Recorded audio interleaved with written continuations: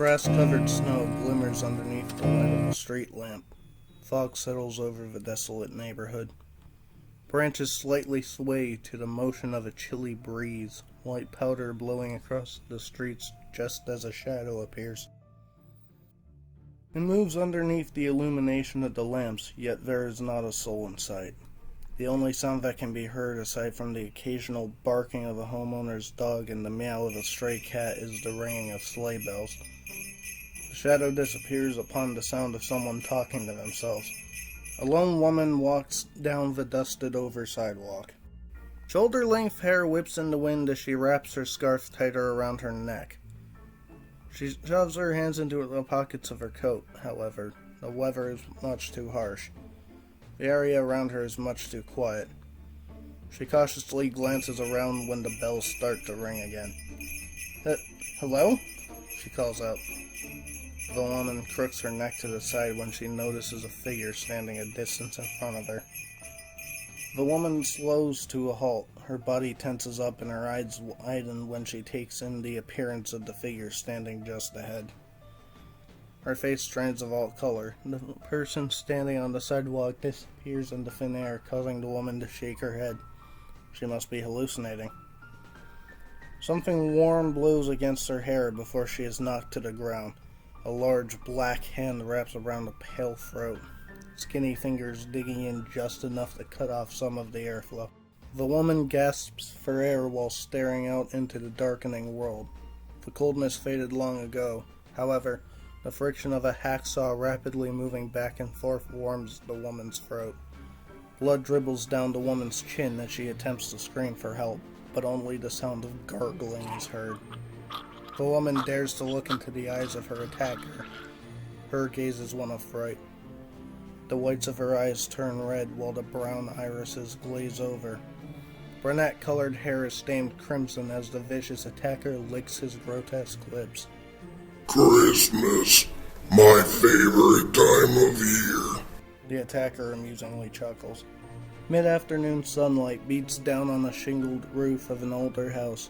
It looks more than 100 years old, yet somehow seems newer.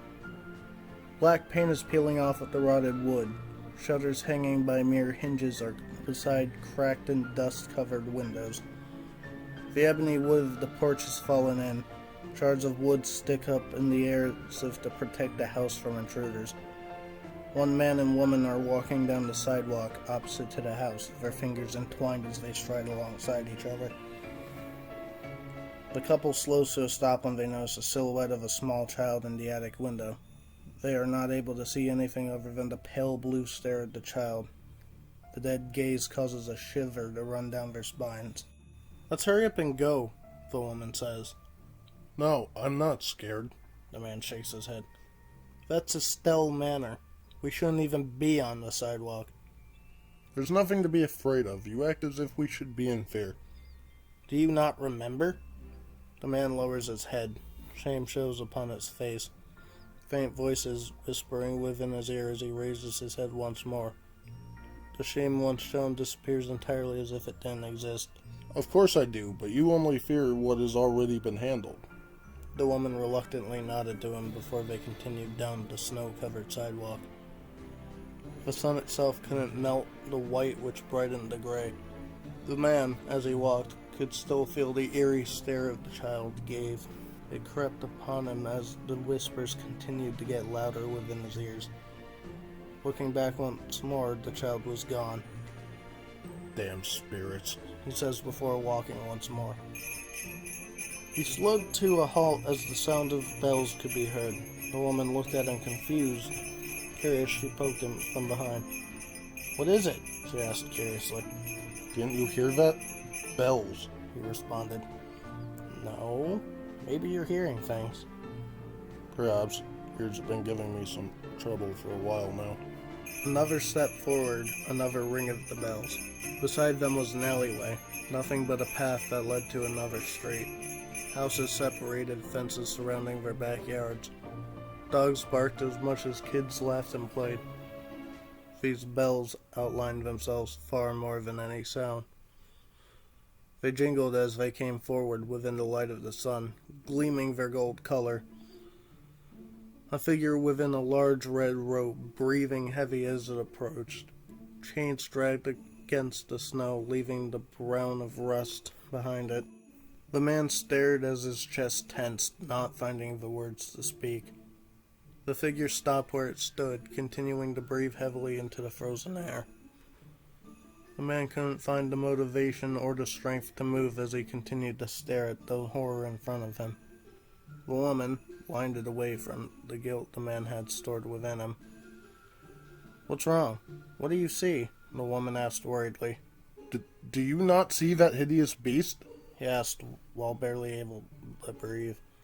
"Beast?" she asked, with confusion sprouted on her face. The one of myth and legends, where we did with Danielle.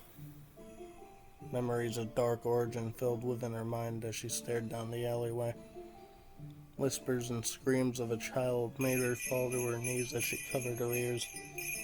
Ringing of bells as they eventually stopped, causing her to look up and see the creature that broke into their nightmare. The beast laid down his red sack that he had carried upon his back, opening it widely, revealing what all seemed like a pit of darkness. Reaching in, a black thread wrapped around the skinny and pale skin.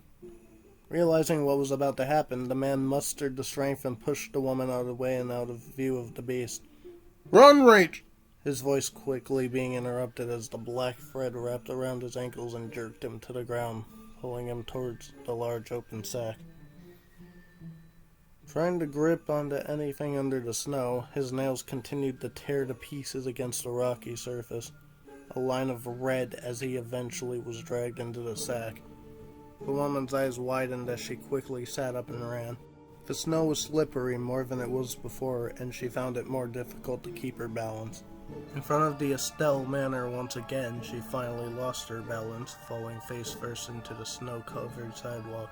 Pain filled her face, but the cold snow numbed it nearly instantly. Trying to find the strength to get back up, the sound of the bells rang within her ears once again. Steps could also be heard walking toward her as snow was kicked up when the figure stopped moving. Looking up, vision blurry, a hand reached out to her. As she reached for it, she felt the grasp of her wrist, claws digging within her skin. Before she could come to realize who it was, another hand grasped onto her neck, pushing it back with great force. The neck itself split open before she could give out a single peep. As her head hung from her back, barely able to latch onto the base it was once on, the beast dragged the body within the sack. Nothing of the couple remained, only the stains of red against the white of the snow. The bells continued their jingle as everything went silent. 3 people have met their demise by the hands of him. Now only 2 more shall die before the night is complete, a child's voice says. The child slinks away from the window after watching the figure disappear from sight. A menacingly wicked smile rests on her lips, while the pale blue of her dead stare lightens just a shade. She seems rather pleased with the events that have occurred. However, her work is far from over. 2 more people will meet their dreadful fate. They will receive the punishments that are well deserved. The grandfather clock in the downstairs parlor of Estelle Manor begins to chime at the stroke of midnight. Moonlight peers into the non-shaded windows of the manor just as something loud hits the shingled roof. A woman springs upright in her bed upon hearing the loud noise. Her hand lands on the man peacefully sleeping next to her. She forces her hand back and forth, causing the man to stir. The woman sighs in frustration as she hesitantly crawls out of the bed, her bare feet hitting the cold hardwood floor. Her body shivers due to the frigid air. She grabs her robe and quickly drapes it over her nightgown as she makes her way toward the door. A crash sounds downstairs, causing her to yank open the bedroom door, her head peering into the darkened hallway, when her ears begin to throb. The ringing of bells are the only thing that the woman can hear as she creeps down the hallway, the door to her daughter's bedroom closed tightly. Her hand wraps around an old golden handle of a candelabra. Her knuckles turn white from how strong her grip is, her feet slowly carrying her toward the grand staircase. One frigid foot lands on the first stair. Something firmly touches her shoulder and forcefully shoves. The woman's body tumbles down the stairs, hitting one at a time, her head bouncing off of the hardwood, her body becoming broken and mangled. Yet she manages to screech, to cry out for help as she rolls and rolls down the free flights. Her head hits the floor one final time as a fire poker pierces through the front of her chest. Blood drips from the iron handle as it exits the woman's back. Her once brown eyes cloud over as a large hand grabs a hold of her, dragging her now limp body towards the red sack sitting by the fireplace. "Charlotte! Georgia!" a man's voice hollers. "Down here, father!" the child calls out. A man, no older than 40, quickly runs down the staircase, his expression frantic when he notices his wife's body resting beside the awful red sack. Georgia sits on the parlor room floor, a pleasant smile resting on her lips as she holds a neatly wrapped present in her hands. Red, blue, yellow, and green lights from the Christmas tree illuminate the otherwise dark room. The father runs over to her, dropping onto his knees and wrapping her tightly in his arms. "Are you all right, honey?" the man questions. "May I open my present now?" Georgia inquires. The man pulls back, his green eyes full of worry. His lips part as if to answer her question. However, he is picked up from the floor by someone so strong. The man is lifted into the air while screaming for his daughter to run, yet she sits there, present in hand, a smile on her face and an expressionless gaze. The man's agonizing screams as the upper and lower halves of his body are slowly ripped apart. The sound of bones cracking and flesh being torn apart echo throughout the rather large room. Blood is sprayed onto the walls, the ceiling, and even little Georgia, but alas, she remains still, her attention solely focused on the creature behind it all. The upper half of her father is quickly chucked into the open sack, while the other half still remains in the figure's hand. The creature bends down, his free hand resting on the head of little Georgia. You have done well, my child. I shall await the day that I come to take you away, the creature says.